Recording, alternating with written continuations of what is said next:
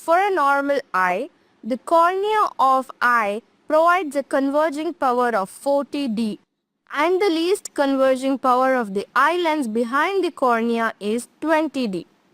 Using this information, what will be the distance between the retina and the eye lens of the eye?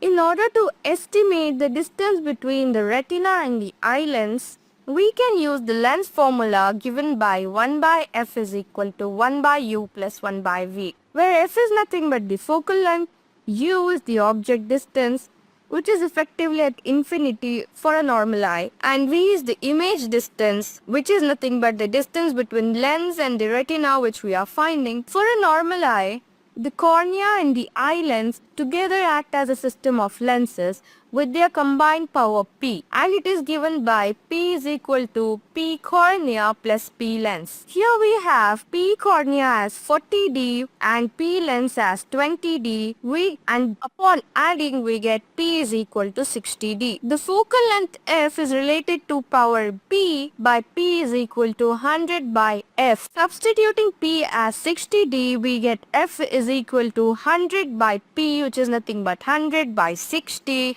Thus, the distance between the retina and the eye lens is 1.67 centimeters. The correct option is B.